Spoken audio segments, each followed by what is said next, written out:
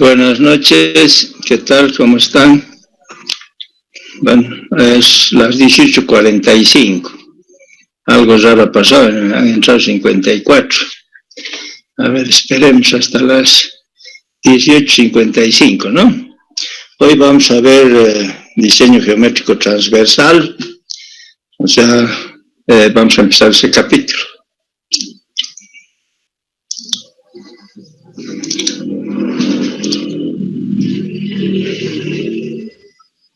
Que es el quinto de nuestro libro, ¿no? O sea, secciones transversales, diseño geométrico transversal, la otra parte del diseño geométrico de carreteras. O sea, primero es alineamiento horizontal, o sea, la planta, luego el alineamiento vertical, el perfil, y luego las secciones transversales. ¿Y para qué se hacen las secciones transversales? Más que todo para calcular áreas y después el presupuesto. O sea, cuánto va a costar la construcción de ese tramo de carretera.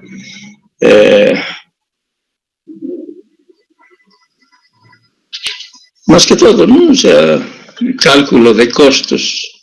O sea, saber cuánto costaría de acuerdo a al movimiento de tierras.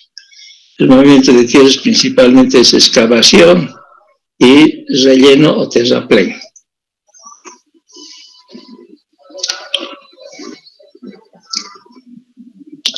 Si quieren consultarme algo, me dicen.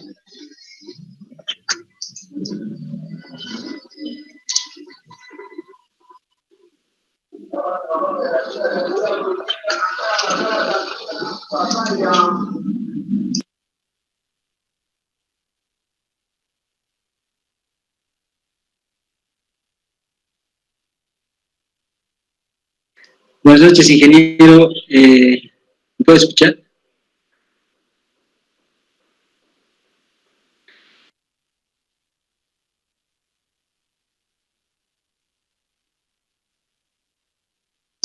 Dime. Tengo una duda sobre los problemas propuestos de la práctica de diseño vertical. Ya. Un ejercicio, el problema 4.3, no lo entiendo muy bien porque no me salen esos valores de las respuestas del libro. A ver, espera.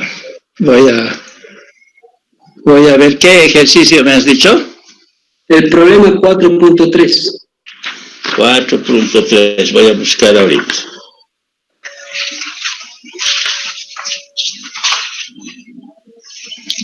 Ya, el 4.3. ¿Qué es lo que quieres saber? Me sale el inciso A, el inciso B, los mismos del libro. El problema es, creo, en el inciso C. No me salen estos valores de cota que estábamos dispuestos. Ya, fíjate, yo ahorita te puedo decir que normalmente esos resultados que nos da el libro está bien. O sea, tienes algún error, ¿no? O sea, yo te digo, yo casi 99% que te digo que estaría bien esos datos, porque hay un poquito, algunos ejercicios que sí tiene error el libro, pero en este caso que yo estoy viendo, no tengo ninguna corrección a esos resultados y te diría que están bien. O sea, las cotas de las rasantes en las abscisas, 3 más 0,52, o sea, y eso es las tres respuestas. O sea, a ver, revisa, porque para mí algún detalle te has equivocado o algo está pasando. Por ejemplo, tú vas a calcular sus pendientes, ¿no ve? Entonces, generalmente las pendientes no necesitas poner con 3 decimales, ¿no? O sea, normalmente las pendientes puede ser con 1 o 2, exagerando ya. O sea, no vale la pena que pongas con 3 decimales la pendiente, por si acaso. No, porque ahí te están dando cota, te están dando las abscisas, entonces tienes que encontrar forzosamente las pendientes, ¿no?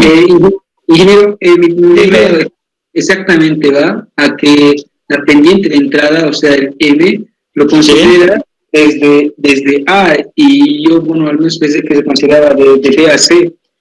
No, o sea, desde A tienes que considerar, porque ahí dice en el ejercicio, A es el punto que tiene la abscisa, kilómetro 2 más 994. Y la cota en la tangente es 502, 320. O sea, tienes que tomar en cuenta a partir de A y terminas en D. En D tiene una cota que es 502,160. ¿No? O sea, no sé si quieres algo más, porque si no tendría que buscarte. Pero te digo que las respuestas son, tienen que ser estas. O sea, en el libro hay muy poquitos que tienen error de las respuestas de los problemas propuestos. ¿Ya? Por favor, revísalo, o no sé, porque tampoco se los hago, ¿no? Lo que pasa es que yo puedo chequear y decir sí, o sea, pero yo te digo, te garantizo que esos resultados están bien, ¿ya? Sí, sí, está bien, ingeniero. Ya, Luis Fernando, ya. Pero si tienes tanta duda o algo, me lo puedes mandar al correo institucional de la San Simón y me mandas y yo te voy a contestar, ¿no? No hay problema. O sea, a veces eso puedo hacer, puedo ayudar, pero digamos a que me digas, házmelo el ejercicio, tampoco, ¿no? Pero sí, me pasas y me dices, he hecho esto y me falta, o me sale mal el resultado, y yo te voy a contestar al correo, el Gmail, ¿ya? Qué raro que están entrando aquí y yo no he abierto la otra, pero son 18:52. 92 personas ahí. Ya, Luis Fernando, si tú quieres, me mandas a mi correo. ¿Ya? No sé si sabes, está en el tablón, está ahí. Sí, mira. Está bien, muchas gracias. No hay problema. Con todo gusto. Alguien, si quiere, si tiene algún problema que no puedes resolver o que resuelve, que está a medias, me pueden mandar y yo les voy a aclarar.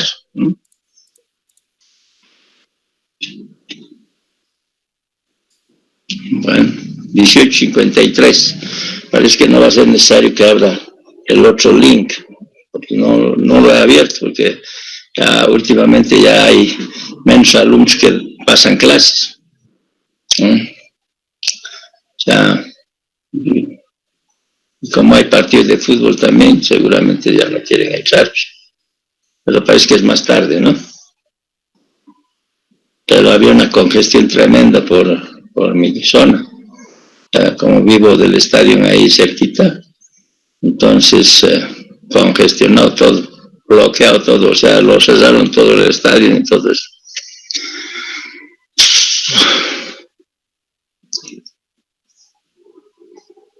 Bueno, 18:54, 94 personas.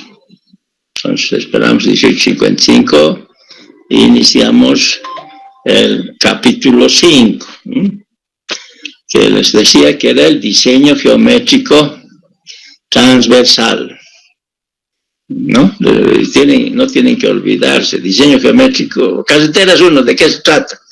Del diseño geométrico de vías y calles. ¿Y en qué consiste el diseño geométrico? Es el ordenamiento de los elementos físicos, tales como alineamiento horizontal, alineamiento vertical, secciones transversales que cumplan con especificaciones y normas. Eso es la clave. O sea, no es que vamos a colocar y cualquiera, todo es con criterio, con normas, con especificaciones. ¿Para qué?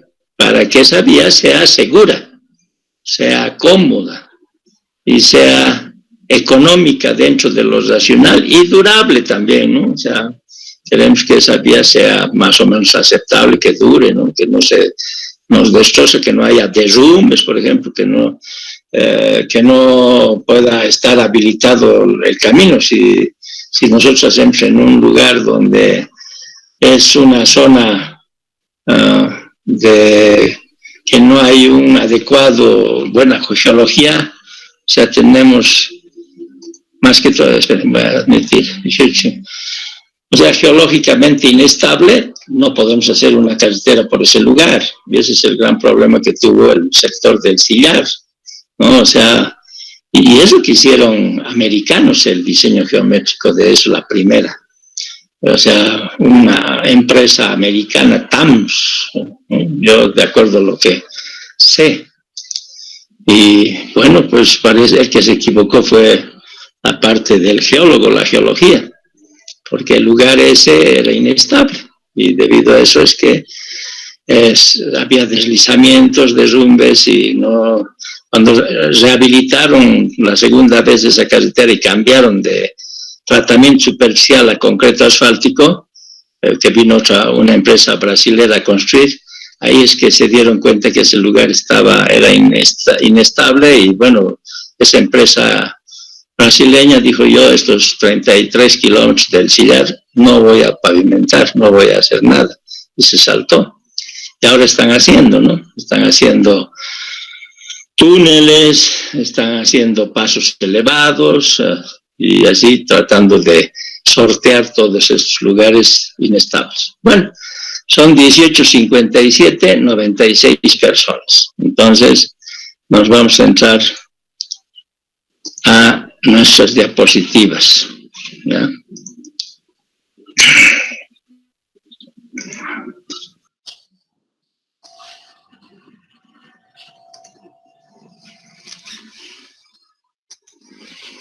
Entonces, les decía, vamos a ver diseño geométrico, ¿no? O sea, secciones transversales. Y dentro de ese diseño geométrico transversal, veremos, pues, movimiento de tierras, cuánto es de corte, cuánto es de terraplén, cuando uno está haciendo un diseño. Entonces, primero veremos la definición. ¿Qué es diseño geométrico transversal de una carretera? Ese diseño geométrico de una carretera, diseño geométrico transversal de una carretera, consiste en la definición de la ubicación y dimensiones de los elementos que conforman la carretera. O sea, tenemos que definir todo lo que vamos a ir colocando en la sección transversal. Aquí tenemos una sección transversal que no tienen en su libro esta sección transversal, no la tienen en su libro, ¿no? Entonces queremos ver cuál es la relación en función del terreno natural y la sección normal de un camino. Por ejemplo, esto es en tangente. ¿Por qué es en tangente? Porque aquí tenemos un bombeo y aquí otro bombeo. Entonces, en los tramos rectos, en tangente, tenemos así, pero si esto hubiera sido inclinado a un lado, por ejemplo, o al otro lado, eso era en curva, ¿no ve? En curva. Entonces, por ejemplo, es en tramos recto o en tangente, se puede decir. Entonces, esta es una sección normal de una carretera, ¿no? Y queremos aprender las partes que componen o que integran una sección transversal de una vía. Y es muy importante, no es que estas partes que componen hay que ignorar, no. Nosotros como ingenieros civiles tenemos que entender y saber cuáles son las partes que componen un camino. Porque imagínense un médico que no sepa dónde está el corazón, estamos arruinados, ¿no? Igual, un ingeniero civil tiene que saber qué son las partes que componen un camino.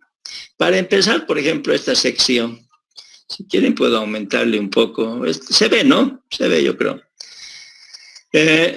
Aquí, este trazo nos está indicando que es el terreno natural. O sea, para empezar, esto de aquí. El 1, aquí dice 1. Aquí dice terreno natural y está en inglés más. Entonces, el terreno natural tenía esta conformación hasta aquí y continúa por aquí. Entonces, cuando uno va a construir o va a diseñar una carretera, si se acuerdan, uno de los puntos más importantes es el eje. Aquí tendríamos el eje, este es el eje, en la mitad del camino el eje, que se denomina línea central, no, eso no tenemos aquí anotado nada, pero este es el eje. Entonces, de este eje vas a un lado y al otro lado, quiere decir que hay un carril a un lado y un carril al otro lado. Es una carretera de dos sentidos. Quiere decir un sentido y el otro sentido del retorno. Entonces, es una carretera de dos carriles. Cuando uno dice de dos carriles, es toda la sección. Entonces, en toda la sección hay un carril y otro carril. Dos sentidos también. ¿No ven? Entonces, cuando nosotros hacemos el diseño geométrico vertical, o sea, el alineamiento vertical, ¿se acuerdan? Hay un punto. Este punto de aquí, de la parte superior, ¿qué se denomina? ¿Qué creen que se denomina? A ver si ustedes empiezan a querer definir aquí este puntito. Aquí no, aquí generalmente son capas, ¿no? Capas, etcétera, o taludes. Pero, ¿qué sería este punto? A ver, si es que yo les preguntara, ¿qué sería aquí, este puntito? A ver, ¿alguien me puede decir? Rasante. Muy bien, muy bien. ¿Cómo apellidas? Pilco, ingeniero. ¿Qué? Pilco. Pilco. Ya. Sí.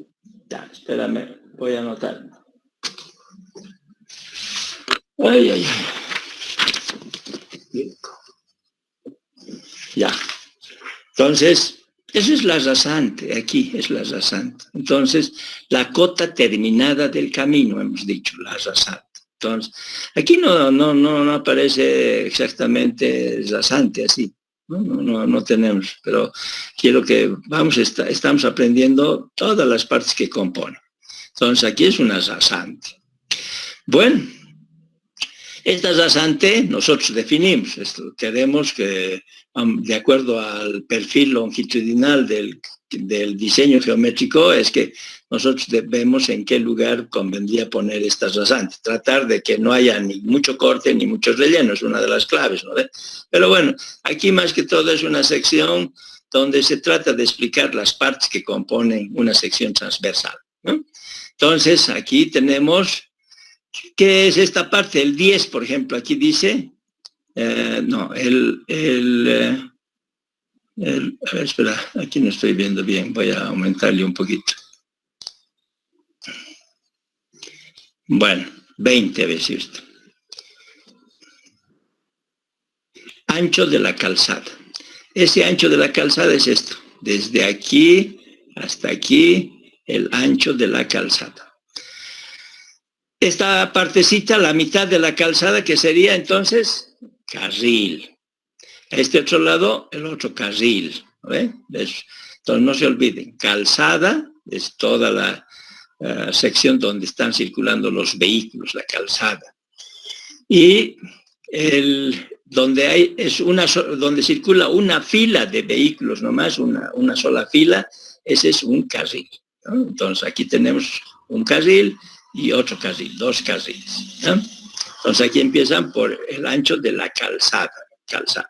Después del ancho de la calzada viene este lugar que es la berma, que tenemos a ambos lados, el 21, ancho de la berma, en inglés más, el ancho de la berma, no se olvide. En vez de berma se dice también acotamiento. Los mexicanos usan mucho ese término, acotamiento. Nosotros en Sudamérica más que todo decimos berma. Entonces esto es el acotamiento o la berma. Por ejemplo, aquí vamos a ir viendo más adelante cuánto es el ancho de esta berma. O sea, si vamos a ponerle una berma, el mínimo será pues 0,50, ¿no? 0,50. Y el máximo podemos llegar hasta 2,5. Después, si aumentamos a 3, por ejemplo, esto ya es como otro carril, ¿no? Entonces, el máximo de una berma hasta 2,5 metros. Eso está en las normas, ¿ya? Bueno, aquí que tenemos esta inclinacióncita, el 14. El 14, aquí dice 14 y hay una pendiente. Ese 14, voy a leer, pendiente transversal pendiente transversal de la calzada, de este 14, pendiente transversal de la calzada. Entonces, esta es la inclinación que nosotros decimos bombeo. Esto también se puede decir pendiente transversal de la calzada. Este es el bombeo. Este bombeo existe a ambos lados. Al otro lado también el bombeo. Entonces, en esta sección transversal el bombeo es bidireccional, o sea, a ambos lados, bidireccional. En la Blanco Galindo, si ustedes revisan, y en la mayoría de nuestras avenidas, tenemos un bombeo que se llama unidireccional, a un solo lado está. Y en la Blanco Galindo, por ejemplo, ¿de dónde empieza? De la Jardinera Central hacia la Berma, una sola inclinación. Entonces, es bombeo unidireccional, ¿no? Es bombeo unidireccional, a un solo lado, no tiene ambos lados, como este. Este es un bombeo bidireccional. Después vamos a ver cuánto es ese bombeo, un poco para repasar. Normalmente ese bombeo es 2%. Ustedes tienen que irse preguntando y, digamos, yo les digo cuánto, pues un poquito, si no van a pensar, 2%. Pero ¿cuándo ponemos 2%? Cuando la capa de rodadura, la capa superior, nosotros tenemos bien terminado. O sea, si está bien acabado esta capa superior, entonces le ponemos 2%. ¿Por qué le ponemos bombeo 2%? Para tratar de que el agua salga del camino. La idea es que no se quede aquí adentro, porque si se queda aquí el agua, ¿qué ocurre? Va disminuyendo la calidad de estas capas y empieza a haber, digamos, fallas, empieza a haber deterioro de esta capa de rodadura, de todo el sistema de la parte de la estructura del pavimento, se empieza a dañar porque tenemos exceso de agua aquí. Entonces la idea es, fuera del alcantarillado, fuera de la tubería que tenemos que colocar, aquí no hay tubería, no está en una sección donde haya una alcantarilla. Pero como complemento a esa alcantarilla sirve esto del bombeo, o sea, ayuda a que salga el agua de la calzada. Esa es la idea del bombeo. Entonces, si esta capa de rodadura está muy bien terminada como un pavimento flexible, un rígido, se justifica darle una inclinación del 2%, nada más. En cambio, si yo aquí no termino con un ripio. Ripio es un material granular que se extiende en la calzada. Ese ripio debe tener un espesor mínimo de 10 centímetros, por si acaso pueden ir aprendiendo. 10 centímetros es el mínimo espesor de la capa de rodadura en ripio, si hago un ripio. Y ese ripio, por ejemplo, ¿con cuánto le pongo de bombeo? Como va a tardar, no es bien terminado, el agua va circulando por el material pétreo, entonces tarda bastante. Por lo tanto, conviene aumentar el bombeo en esos casos. Y se sube hasta 4%. O sea, no es que tienes que mantener 2%. O sea, cuando está pavimento rígido, flexible, es suficiente 2%. Ahora, hay lugares como, por ejemplo, el desierto de Atacama, que era de Bolivia y que nos quitó Chile. En ese desierto no llueve todo el año, no llueve ni una gota. O sea, tal vez ahora con los cambios climáticos tal vez pueda llover, ¿no? Pero ahí podríamos construir sin bombeo, pero normalmente por seguridad es que le damos bombeo. Entonces podríamos ponerle un bombeo del 1%, no necesitamos más, porque como no llueve, igual. En cambio, nosotros en el país usamos, y en la mayoría de las vías, 2% cuando está terminado, porque con 2% corre rápido el agua, ¿no? Y así es la cosa, ¿ya? De cada elemento de estos podemos hablar horas. Bueno, estamos viendo un poco con calma, viendo aquí el bombeo, ¿no? Y hemos visto que esto es la berma. Si revisamos un poco, la calzada, o sea, tenemos una inclinación que hemos denominado la inclinación de la pendiente transversal de la calzada o bombeo, ¿no ve? Pero uno tiene que ir aprendiendo que si yo voy a aumentar la berma, generalmente aumentas un poquito la inclinación. Entonces, este vendría a ser el 15. El 15 dice pendiente transversal de la berma. Y si tú te fijas, este tiene 2%, digamos, y este tiene un poquito más. Entonces, este es 3%, un poco para agilizar que salga más rápido el agua. Entonces, a este otro lado igual, ¿vale? Entonces, tenemos una inclinación un poquito mayor. Entonces, si el bombeo aquí es 2%, aquí en la berma es 3%. ¿Ya?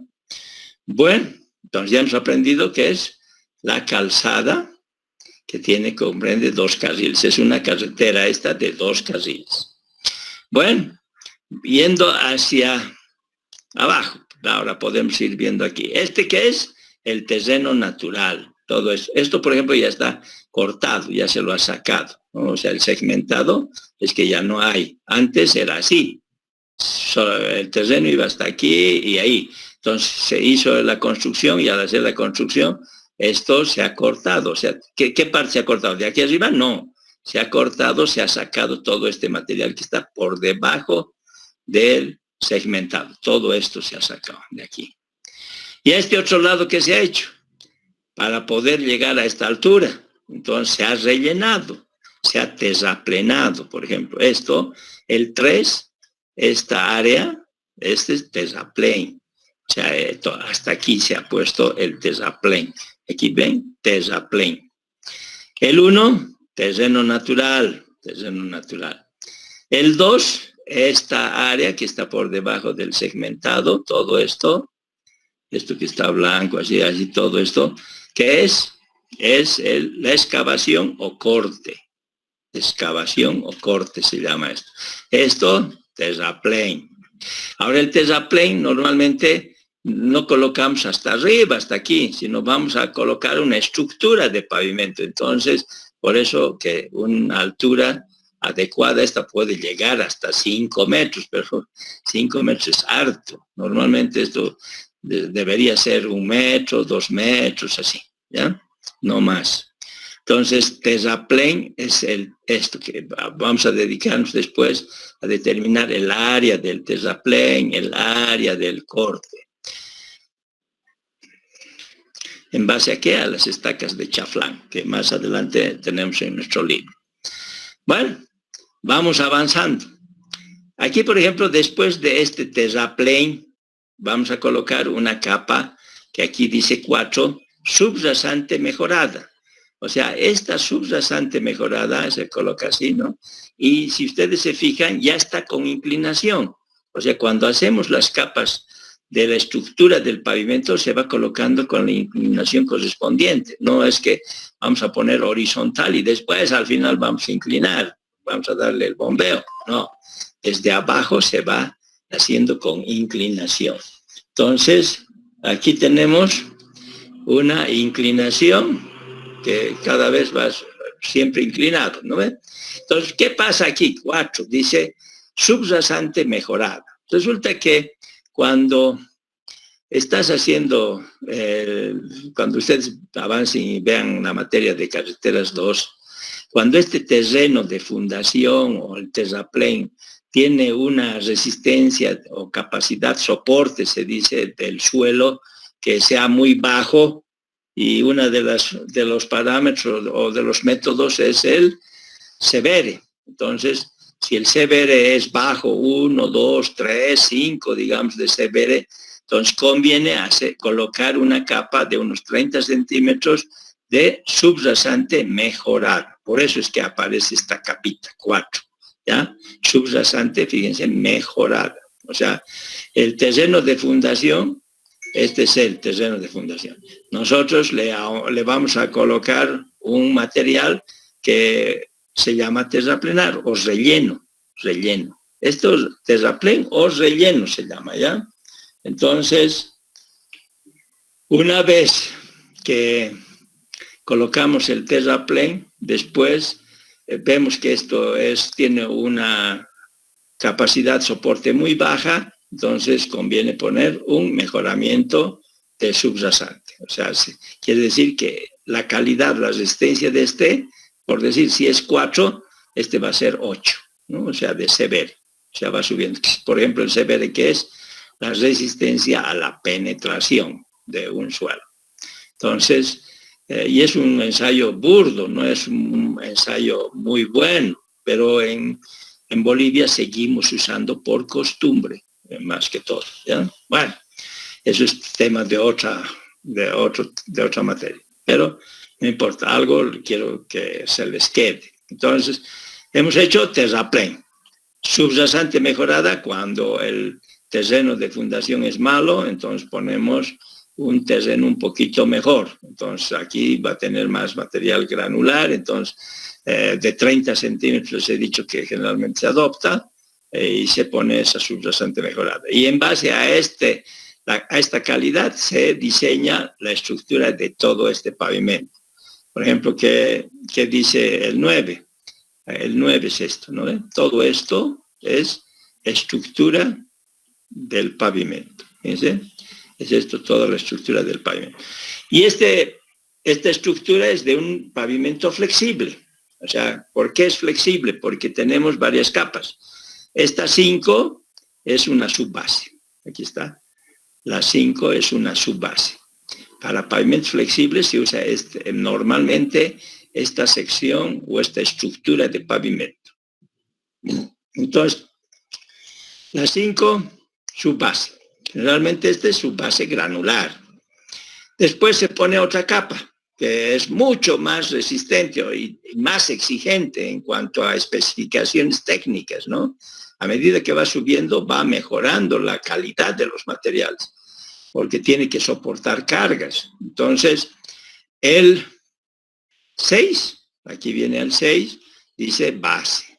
O sea, así se denomina, los científicos han definido hace años que encima del terreno de fundación, si voy a hacer un pavimento flexible, viene una subbase, encima una base. Y después aquí tiene una 7 que es base asfáltica. Eso es una gran calidad. Normalmente nosotros no colocamos esta base asfáltica, sino directamente colocamos una capa de rodadura, la 8. Aquí dice 8 capas de rodadura. Pero bueno, si es bastante detallado esta sección transversal, porque está colocando subrasante mejorada, está colocando encima de la base granular una base asfáltica, eso hace mejorar mucho la estructura de este pavimento, y después recién viene una capa de rodadura. Aquí en la última es capa de rodadura, y esa capa de rodadura tiene diferentes nombres. Depende con cuál hago, ¿no? O sea, por ejemplo, si mezclo en planta el agregado con el cemento asfáltico, lo que tenemos en Cochabamba en general, en todas nuestras calles, la Blanco Galindo, la Capitán Ustaris, la Villazón y todas las vías que son con pavimento flexible, son concreto asfáltico en caliente. O sea, así se denomina esta capa de rodadura. Aquí lo está generalizando. Capa de rodadura, dice, es un término genérico, pero si yo le pongo diferentes situaciones, diferentes materiales, mejor dicho, diferentes materiales, entonces voy a tener, por ejemplo, una emulsión asfáltica aquí, voy a tener un tratamiento superficial, doble o triple, voy a tener un sello arena asfalto, en vez de capa de rodadura estoy colocando su nombre específico, o sea, ¿cuál sería? Puede ser una emulsión asfáltica, les decía. Puede ser un macadam por penetración. Si se acuerdan, en nuestro libro, al empezar en el primer capítulo, segundo capítulo, nos hablan del macadam para pavimento flexible. Entonces, esta capa de rodadura podría ser, aquí capa de rodadura, podría ser un macadam de penetración. Un sello arena asfalto, una emulsión asfáltica, un tratamiento superficial, ¿qué más les decía? Un concreto asfáltico en caliente, la que nosotros tenemos. O también se denomina mezcla asfáltica. En caliente normalmente eso es lo que usamos. Pero podríamos tener mezcla asfáltica en frío también, pero en Bolivia no hacemos casi en frío. Entonces aquí esta capa de rodadura, hay varios tipos de pavimento flexible, de la capa de rodadura. Vuelvo a repetir, a ver, para que sepan un poquito. Tratamiento superficial es una de las capas. Por ejemplo, tratamiento superficial, a ver, colocándoles ejemplo. La Rubén Darío, hace unos 12 años, la que bordea el Cerro San Pedro, era con tratamiento superficial doble. Y lo han cambiado a concreto asfáltico en caliente, por si acaso. Eso es. La Blanco Galindo, por ejemplo, cuando solamente tenía esta forma de un carril de ida y un carril de vuelta, originalmente era un camino así, una carretera de un carril de ida y un carril de vuelta. Eso tenía tratamiento superficial. Después se puso 2 carriles de ida y 2 carriles de vuelta en la Blanco Galindo. Eso se decía una carretera de carriles múltiples. Y después, ahora tenemos 3 carriles por sentido en la parte central. Entonces tenemos una carretera de carriles múltiples. ¿Ya? Bueno, entonces ya saben la estructura del pavimento aquí. Y si ustedes se fijan, aquí tenemos la berma, la estructura, la rodadura, todo esto hemos explicado de acá, claro, toditos. Si alguno no entiende algo, me dice. Entonces, vamos avanzando y tenemos aquí, por ejemplo, un bordillo. El bordillo es este 12, aquí, estito es el bordillo. Cosa que no es muy común en nuestro país. O sea, en otros países, en Sudamérica, llueve bastante. Y como llueve bastante, a veces hay que controlar aquí el agua porque si no bajaría por este talud y lo va deteriorando, o sea, va erosionando, va socavando estos taludes. Entonces, por eso es que hay un bordillo, es una especie de un cordoncito que en los lugares que llueve mucho se construye esto para encauzar el agua. En Bolivia casi no tenemos esto, el bordillo. No, aquí está el bordillo, ¿no?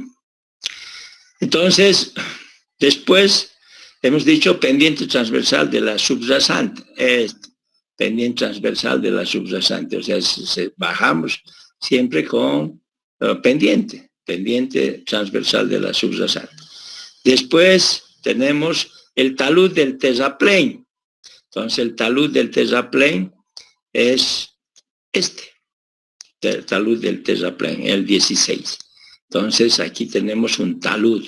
Este talud se define generalmente 1-3, se puede hacer 1-2, ¿no? Depende cómo vamos a ir diseñando. Y aquí tenemos otro talud que cambia. Este es del terraplén y el 17 es el talud del pavimento. O sea, la estructura del pavimento empieza aquí, ¿no? Empieza en el 5. Entonces, desde aquí hasta la parte superior, esto se denomina el talud del pavimento. O sea, a veces podemos hacer así y así, o si no, recto, todo dicho esto, solamente talud del terraplén se dice. A este otro lado también tenemos un talud, este es un talud, ¿no? Entonces este talud, digamos, es de terraplén, estamos rellenando también, esto es lo mismo de aquí, estamos con la misma pendiente, la misma inclinación. Pero aquí hay un talud, el 18, talud del corte. O sea, esto hemos hecho con talud del corte, ¿no? Este es corte. Pero aquí hay una variación, si ustedes notan. Este talud del corte podía haber sido hasta arriba, una sola. Pero cuando esto es más de, o sea, más o menos más de 8 o 10 metros de altura que hay que cortar, digamos, entonces normalmente se acostumbra a hacer una terraza, o sea, para darle seguridad a esta masa digamos, del terreno, para que no se deslice completamente todo y se nos caiga. Entonces se hace una terraza, o sea, se reparte en 2, o sea, en vez de que sea un solo talud de 10 metros de altura, entonces cambiamos a 5 y 5, o 4 y 4, digamos, dependiendo cuánto es la altura de este corte. Entonces, cuando tienes mucha altura, se hace una terraza. Aquí se debe, y esta terraza no se pone la inclinación a este lado para que el agua siga bajando, sino se pone al otro lado, con sentido contrario. O sea, aquí se hace una especie de una cunetita para que salga el agua. Pero si revisamos 27, dice terraza. Terraza aquí, ¿no? Entonces, después, ¿qué más? Aquí hay varios que todavía nos faltan. Por ejemplo, aquí tenemos el 25. Este es un límite y este es el otro límite. Todo esto corresponde al derecho de vía, que viene a ser el 25. Aquí, derecho de vía o derecho de zona, ¿ya? Nosotros decimos derecho de vía. Entonces, ¿qué quiere decir derecho de vía? Que no se puede construir dentro de estos límites. Este es el límite y este es el otro límite. Dentro de esto es solamente la carretera y no construcción de viviendas.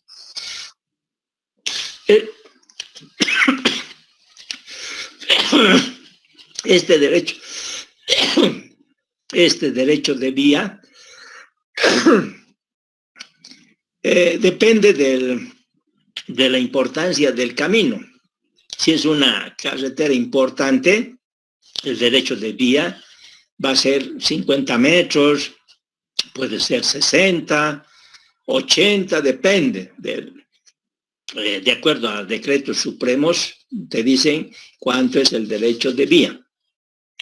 Y cuando tenemos un camino que no es muy importante, el derecho de vía puede ser 20 metros, 15 metros, nada más. O sea, que en ese ancho no pueden construir viviendas particulares, pero, o viviendas privadas, lo que sea. Pero en nuestro medio tienes un camino y a su ladito está su casa. Entonces, cuando quieren ampliar, mejorar la carretera, ¿qué hay que hacer? Hay un costo adicional que se considera dentro del impacto ambiental para trasladar esa casa, mover a otro lado, pagarle, si no, cuánto ha costado su construcción y se vuelva a él a construir más allá del derecho de vía, ¿no? Entonces, en Bolivia ocurre mucho que todo el mundo empieza a construir aquí cerca y cuando hay que ampliar, hay que pagarles más, ¿no? O sea eso es indemnizar para que no la gente, bueno, pueda seguir viviendo por la zona. Tal vez su terreno es hasta este lugar, entonces tiene que recorrer, trasladar y se hace todo un estudio, PRP se llama, en la parte de carreteras, cuando se está empezando a construir y de ese modo hay que trasladar. Por eso tiene importancia el derecho de vía. Entonces, el derecho de vía depende del camino. Si es un camino, arteria principal, etcétera, este derecho de vía va siendo 30, 40, 50 metros, donde no pueden construir. O sea, construir viviendas particulares, etcétera, ¿no? Pero si es un camino vecinal, entonces el derecho de vía va disminuyendo. Es lo mínimo, por ejemplo, aquí más o menos deberíamos tener unos 10 metros. Entonces, el derecho de vía dicen 15, o sea, 4 metritos más aquí o 3 metritos más acá y listo, hasta ahí no podrían construir. Pero lo ideal es que tenga más, ¿no? Derecho de vía más, 40, 50 metros es lo racional, ¿ya? Bueno, entonces, este es el derecho de vía. Aquí tenemos el 24. Desde aquí, por ejemplo, se pone un chaflán. Talud es un chaflán de terraplén, se llama, que vamos a ver cuando estemos viendo el movimiento de tierras. O sea, el topógrafo, para hacer la construcción, coloca límites. O sea, aquí coloca una estaca que se llama de chaflán, pero esta estaca es del terraplén, o sea, para terraplenar aquí. Eso quiere decir que hasta aquí tiene que hacerse movimiento de tierras. Y por el otro lado, entonces tenemos el corte, que sería este otro extremo. Este otro extremo, una estaca de chaflán, que nos indica que hasta aquí se puede hacer el movimiento de tierras. O sea, entonces te están dando los rangos, ¿no? O sea, hasta dónde puedes abarcar. No, en este caso hasta aquí están tomando nada más, no están queriendo abarcar más arriba, hasta acá. O sea, fíjense, de terraplén y de corte le están terminando aquí. O sea, hasta aquí el 24 dice ancho útil de la explanación. Lo que ocurre es que aquí podemos poner una estaca, pero pues es el ancho útil, o sea, aquí tenemos que hacer, ¿qué es esto? Cuneta, ¿no ve? Es una cuneta. Esta cuneta se hace solamente en corte, o sea, si ustedes se dan cuenta, esto es corte, todo esto hay que sacar, este material. Entonces, en corte se hace cunetas. Y aquí está una cuneta triangular. Tenemos una cuneta triangular. Y es el 19 y lo vamos a revisar. Aquí, por ejemplo, el 19 solamente está hablando de que esto es el talud de la cuneta. Esto es la cuneta.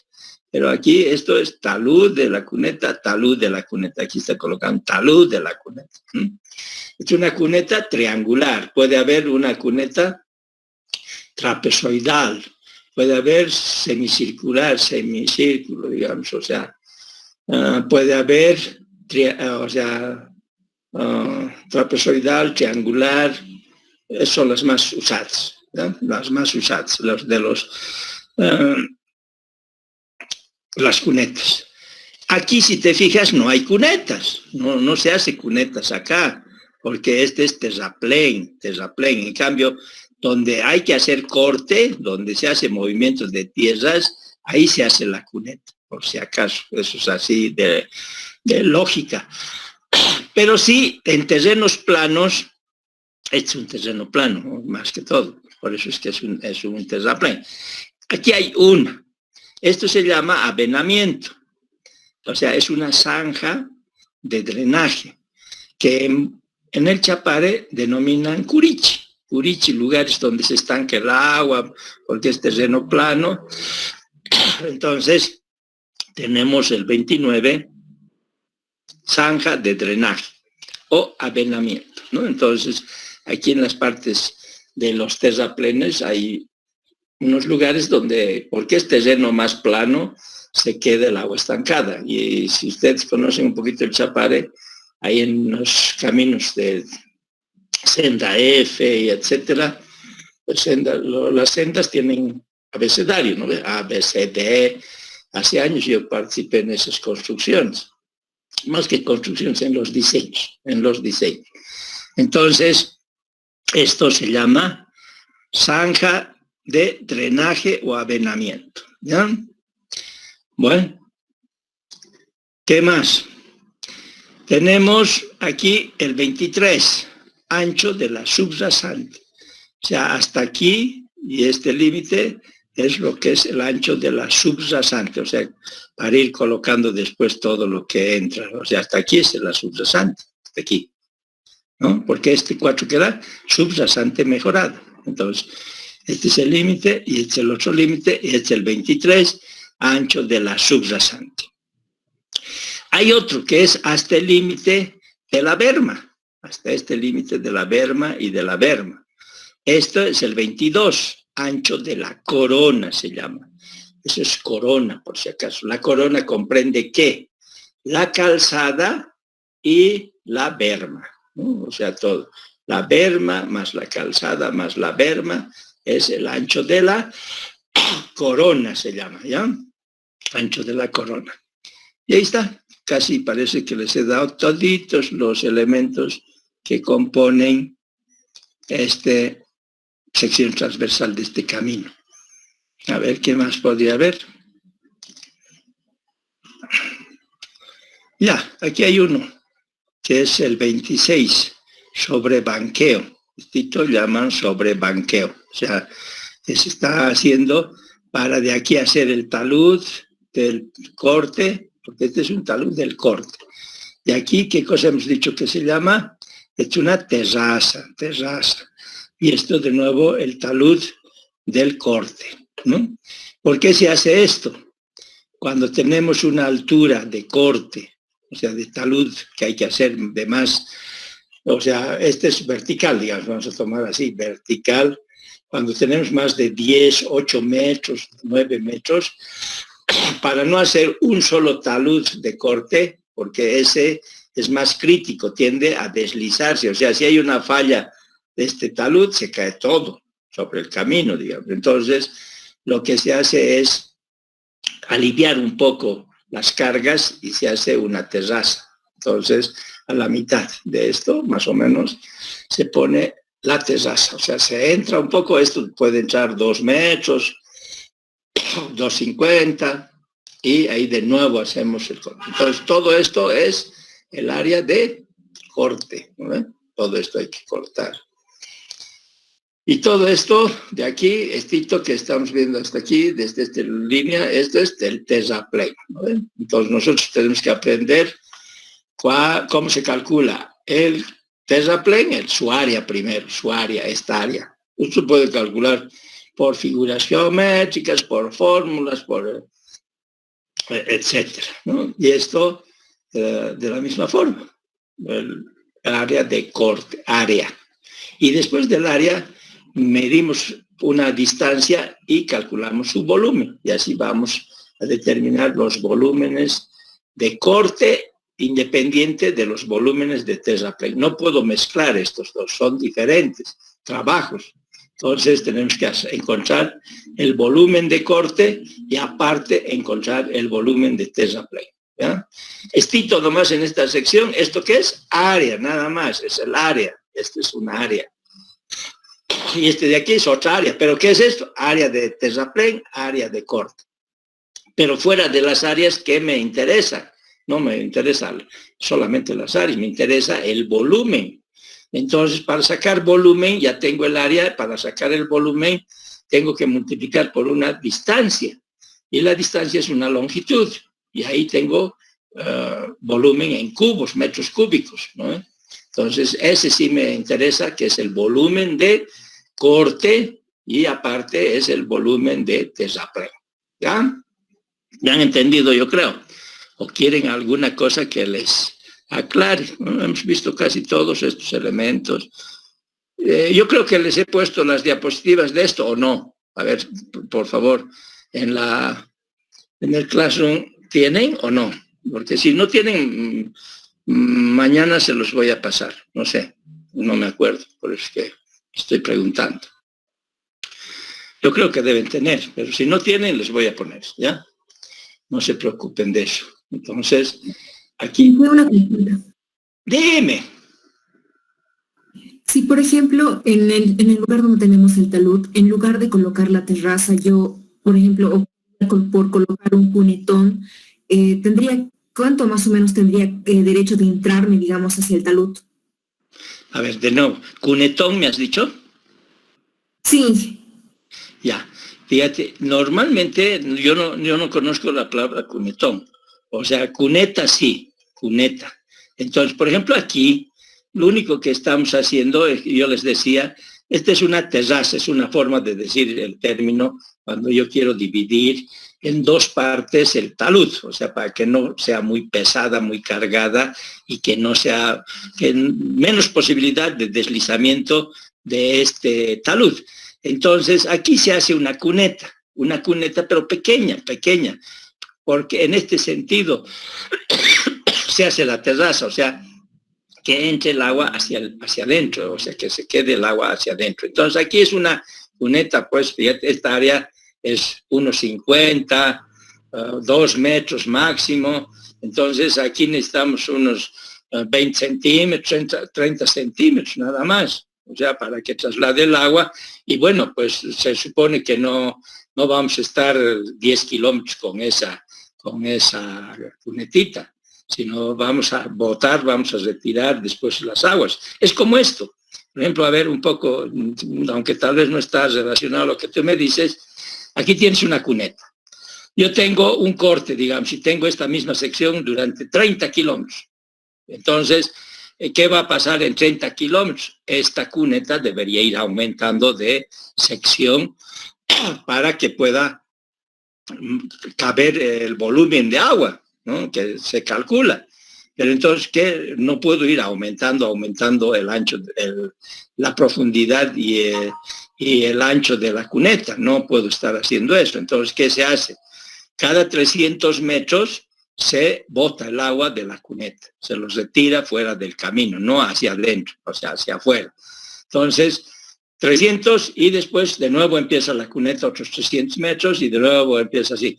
O sea, no es que la cuneta tiene que estar en los 300 o los 30 kilómetros que les decía como ejemplo, ¿no? Entonces, eso hay que mantener una sección, no voy a ir aumentando la sección. Tengo que retirar el agua y mantener el ancho y la altura de la cuneta, ¿no? Entonces, aquí, por ejemplo, es una cuneta pequeña, eso no, esto va aquí, lo que caiga en esta área que es de 1,50 m, no es harta agua. Entonces, aquí tenemos una pequeña cuneta que va trasladándose, más o menos puede ser unos 200 metros, y después se ve la forma de que salga esa agua, ¿no? Que sea habría que ver, si no puedes sacar, tienes que ver la manera de retirar. ¿Listo? Ahora, aquí no está una zanja de coronación, por ejemplo. Ese es tal vez tú estás tal vez confundiendo o queriendo complementarme. Aquí en la parte superior del talud de corte, cuando tienes harta agua que va a venir de la cuenca, por ejemplo, aquí en la parte superior viene harta agua y está bajando hacia aquí. Entonces, no voy a permitir que el agua vaya entrando hasta el camino. Entonces se hace aquí una zanja de coronación en la parte superior del talud. Entonces aquí se capta el agua, generalmente es trapezoidal esto, revestido, por ejemplo, es esto. ¿Y por qué es revestido?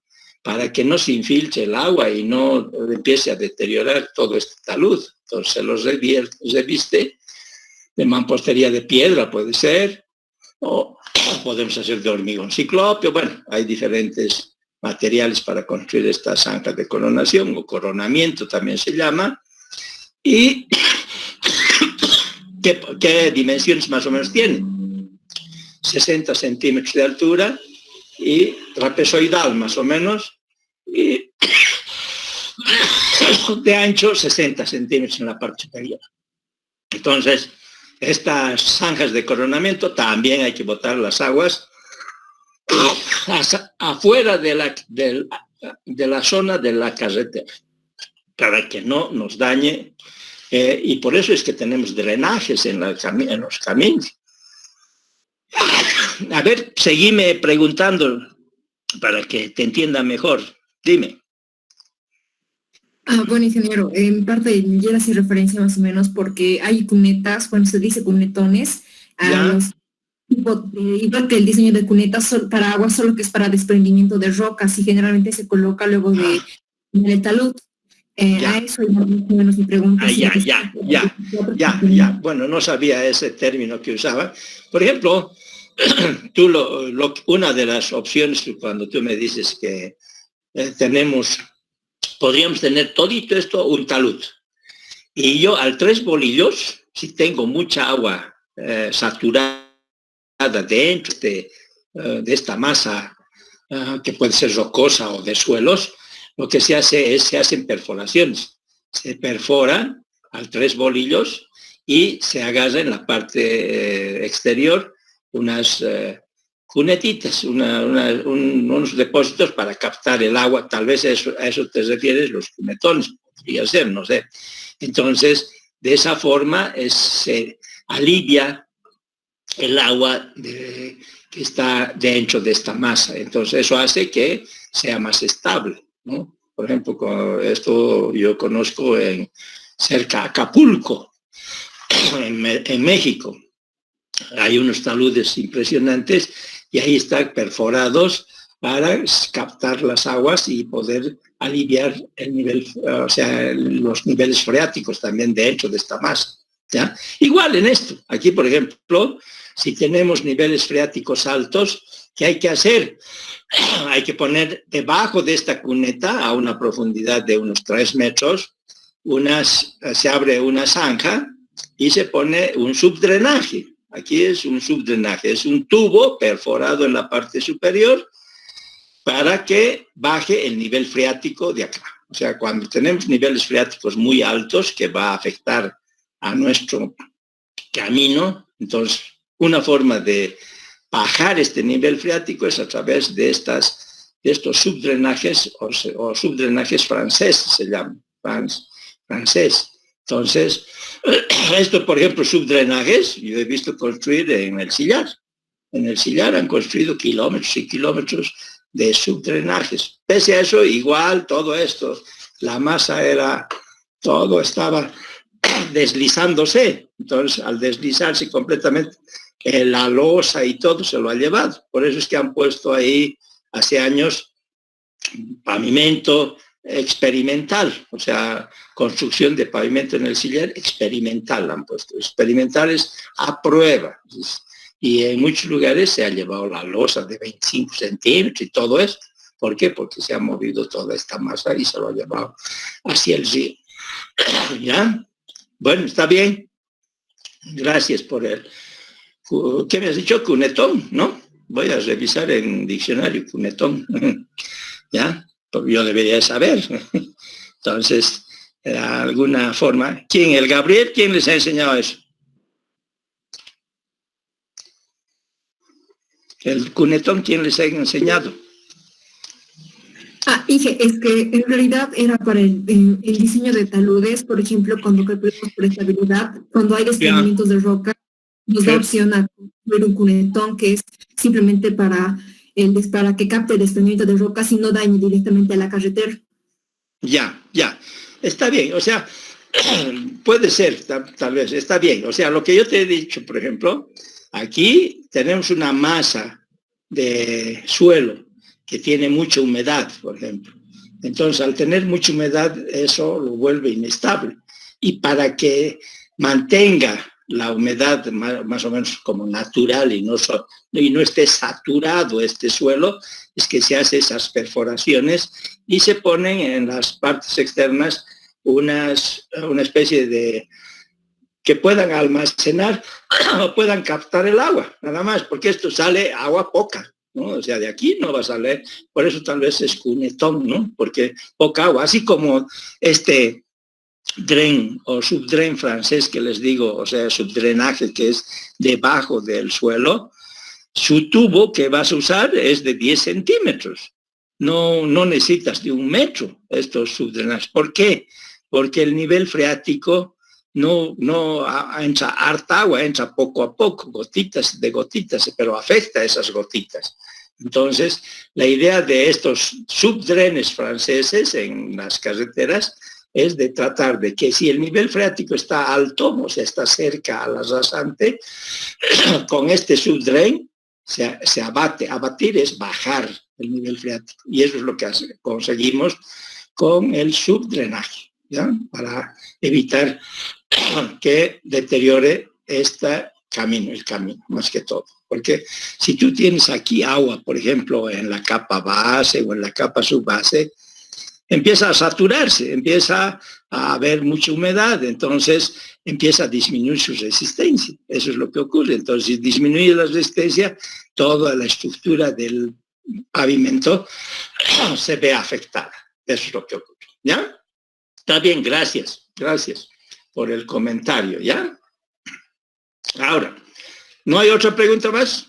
Vamos a ver otra sección, la que tienen ustedes en su libro. Aquí dice una sección mixta. O sea, estamos haciendo en un tramo recto, o sea, en una tangente recta. O sea, por eso es que hay bombeo a un lado y bombeo al otro lado. Porque si fuera así solamente en un solo sentido, normalmente ya sería en curva, ¿no ves? Por el peralte. El peralte es en la curva. En tramos rectos es bombeo, ¿ya? Aquí tienen la rasante, que alguien me comentó cuando estábamos empezando a ver la anterior figura, ¿no? Esa es la rasante, muy bien. Pero esta cota de aquí, de abajo, del terreno natural, hemos dicho que se llama subrasante, o sea, el terreno natural es subrasante, ¿no? O terreno natural, las dos palabras sirven. Entonces tenemos la rasante y la subrasante. ¿Qué más? Aquí no está, es un esquema nomás, no está en escala. Aquí tienes, por ejemplo, una cuneta, también triangular. Pero, ¿y dónde está? En corte, fíjense. Este sector es corte. En cambio, este sector, si es el terreno natural, es esto es terraplén. ¿No ve? Terraplén, aquí dice, fíjense, terraplén. Este es el talud del terraplén. Yo les decía que tenemos unas estacas que se colocan en los extremos de las construcciones. O sea, hasta dónde se va a hacer la explanación. Entonces, aquí se coloca una estaca que se llama la estaca de chaflán. Pero, ¿qué estaca de chaflán es? Para terraplén. Aquí está chaflán, terraplén. Entonces, aquí es el límite de la explanación en este lado. Y al otro lado, es acá.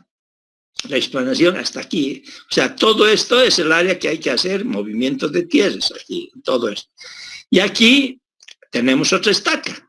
Aquí se coloca otra estaca para que el operador empiece de ahí hacia adentro. Y esta es la estaca de chaflán de corte. Aquí se pone una estaca que tiene dimensiones más grandes, o sea, 60 centímetros más o menos son las estacas aquí. Y si voy a hacer si yo estoy como operador de máquina para movimientos de tierras, normalmente no voy a empezar por aquí abajo, porque si no se me derrumba todo esto. Voy a empezar por la parte superior a hacer el movimiento de tierras. Entonces, para eso sirve las estacas de chaflán. ¿Ya? Tenemos a los dos extremos. Y todo esto se denomina la explanación. Hemos visto que en el otro figura era la corona. ¿De dónde era? La corona abarcaba la calzada más las bermas. Entonces eso es la corona, ¿no? Aquí está menos información. Tenemos aquí un puntito que es el cero. Porque estamos en el libro, en nuestro libro tenemos que hablar de la línea de ceros, el punto de ceros, es donde hay cambio de corte a terraplén o viceversa. Entonces, ¿aquí qué pasa? Este es corte, todo esto es corte del terreno que tenemos que sacar este material, aquí todo esto hay que sacar. Esto debería estar segmentado, ¿no ven? Punteado, porque esto ya no va a haber. Y va a llegar hasta este punto y de aquí cambia a terraplén. Todo esto va a ser terraplenado. Entonces, el terreno natural está por acá. Este punto es el de ceros, que cambia de corte a terraplén, por eso se dice de ceros. ¿Ya? ¿Qué más? Aquí tenemos, no hay subrasante mejorada, sino del terreno natural, la primera capa que es la subbase para pavimento flexible. La siguiente, la base. La siguiente, la carpeta. Esa carpeta de rodadura, hemos dicho, y esta carpeta de rodadura tiene varios tipos de capas de rodadura, ¿no? ¿Qué más? Ahí está todo. El límite de dominio público, o sea, hasta aquí y hasta este otro extremo es el derecho de vía.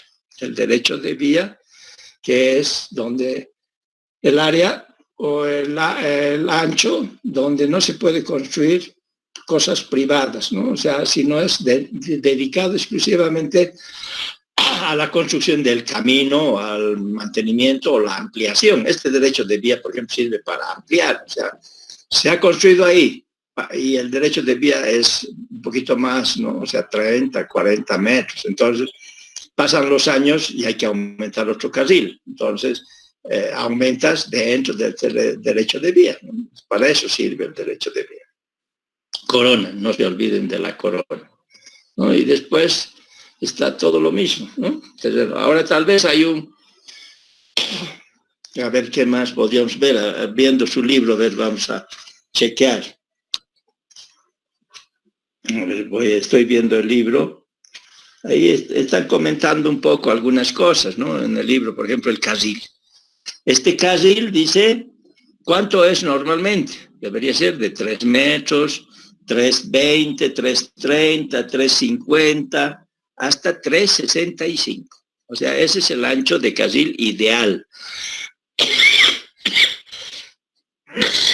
En Bolivia, generalmente las vías más importantes, no tenemos 3,65, tenemos 3,50.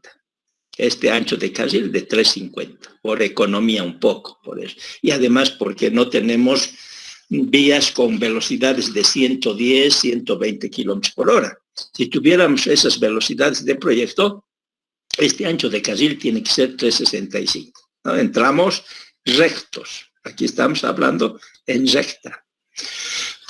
Entonces, en su libro está comentando eso, ¿ya? Y después comenta sobre los anchos recomendados de la calzada en recta. Eso lo vamos a ver. ¿Ya? Bueno. ¿Qué más? A ver, tal vez algún detalle de esto. Voy a ir viendo. Después tenemos esas tablitas que vamos a comentar. Después, ¿qué más aquí dice? El chaflán, está bien. La rasante, el ancho de zona o derecho de vía. Listo, parece que solamente están esos datos. Ya. Entonces, a ver, veamos un poco lo correspondiente a las tablas que nos dan los manuales de diseños geométricos, ¿no? Entonces, aquí tenemos uno. Esto sirve de orientación para que uno que no sabe empiece a ubicarse mejor. Aquí ponen tipo de carretera. Ponen primaria de 2 calzadas. O sea, tenemos 2 calzadas. O sea, las carreteras de carriles múltiples, vendría a ser, o las dobles rutas o doble vías, ¿no? 2 calzadas. Por ejemplo, la que se ha construido hacia la Angostura es las doble vías, dobles rutas. Lo que yo digo, carretera de carriles múltiples. O sea, tiene que haber 2 calzadas y por cada calzada por lo menos tiene que haber 2 carriles. O sea, por eso es que primarias son las vías más importantes. Si está en un terreno plano, las velocidades de diseño están entre 80 y 110. Y el ancho ideal de nuestro camino en terreno plano, aquí dice ancho recomendado de calzada en recta 7,30. O sea que, ¿cuánto es? 3,65 cada carril. 3,65 más 3,65, 7,30. O sea, una calzada sería de 7,30 y la otra calzada de 7,30, porque aquí dice 2 calzadas. A medida que el tipo de terreno va cambiando, va disminuyendo un poco la velocidad, ¿no? Ahora, lo ideal es esto por si acaso, anchos recomendado. En terreno escarpado, 7,30. Y a veces nosotros no cumplimos con eso. O sea, aquí, por ejemplo, tendríamos primaria de una calzada, la carretera que va hacia Santa Cruz. 60 kilómetros la velocidad de diseño, 7. O sea, les decía de 3,50 más o menos son eso. Y eso que hay tramos por Chimoré, por todo ese lugar que puedes adquirir velocidades altas. Pero esto es de referencia, por si acaso, ¿ya? Y después tenemos el peor caminito que aquí nos dicen, que sería un terciario. Los que tienen menos volumen de tráfico, eso es lo que corresponde, el terciario. Si estoy en un terreno plano, más o menos la velocidad de diseño de proyecto, se recomienda, si está en 40 kilómetros por hora, 6 metros de ancho de calzada, ¿no? O sea, aquí estamos, anchos recomendados de calzada. O sea, ¿qué quiere decir? 3 metros de carril y 3 metros de carril. Esos son los 6.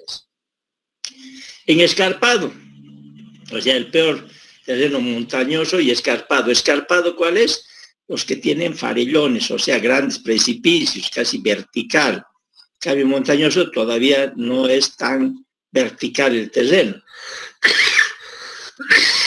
Entonces, en escarpado, aquí pone 6. Está muy bien, para mí 6 es lo que deberíamos tratar de tener, que el ancho de calzada. Pero ¿cuánto tenemos en algunos caminos así terciarios en Bolivia? Antes se han hecho con 4, que no está bien, 4 metros de ancho de calzada. O sea que apenas va un camión, y si viene otro camión en sentido contrario ya se encuentran de frente, ¿no? Entonces, en esos casos se les han hecho áreas para cruzar, pero personalmente yo considero que tiene que tener mayor seguridad ese camino, no podemos hacer de 4, entonces el mínimo 6 metros, esto es lo que deberíamos tener, o 5 sería el mínimo, pero mejor si tenemos 6, y así está aquí, o sea, 6, ¿no? Entonces, aquí son los recomendados, ¿no? Anchos recomendados de la calzada, entramos rectos, ¿ya? Eso tienen ustedes en su libro también, ¿no? Eso es lo mismo. Anchos recomendados de las bermas ya también. Entonces, un poco de las normas aquí se está sacando. Entonces, en vías principales, primarias de dos calzadas, eso es como, diríamos, una autopista de 2 o más carriles por sentido, puede ser una doble vías, las dobles rutas, o autorrutas que se definen en España, y ahí, ¿qué tenemos? Dice 250, ¿ven? Fíjense, lo máximo de ancho de berma, 250. Y hasta 1.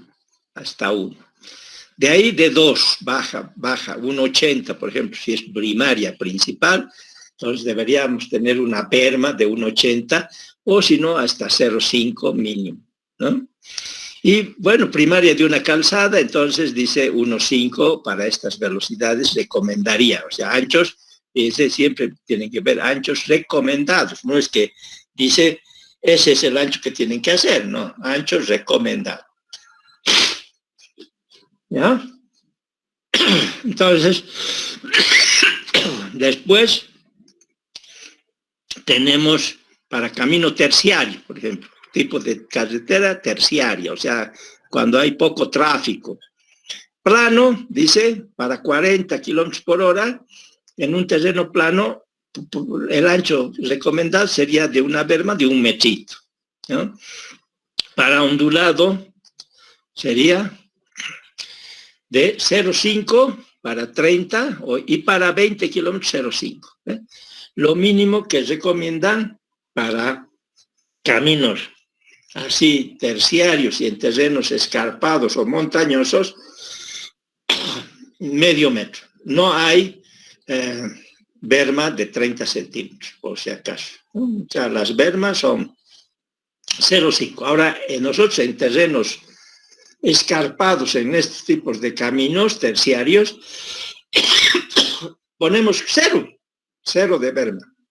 ¿Por qué? Por disminuir el movimiento de tierras, o sea, los volúmenes de corte. Entonces, ponemos 0 de terraplén. Pero lo ideal, recomendado, aquí está, dice, siempre tienen que anchos recomendados, o sea, lo racional, lo bueno sería así. Ahora, por algunas circunstancias, por aspectos económicos, por diferentes motivos, podemos eliminar, ¿no? O sea, eso es lo que ocurre. Nos salimos de las normas, pero lo ideal es tratar de aceptar las especificaciones técnicas que te dicen conviene que haga así, ¿no? Entonces, Eso es lo que hay que hacer, ¿ya? Bueno, me toca entrar con otra materia. Entonces, mañana vamos a continuar con esto, de este capítulo de las secciones transversales de una carretera, ¿ya? ¿Listo? Entonces, espero que les haya gustado, hayan entendido y nos veríamos mañana, si Dios quiere, ¿ya? Bueno, hasta mañana. No sé si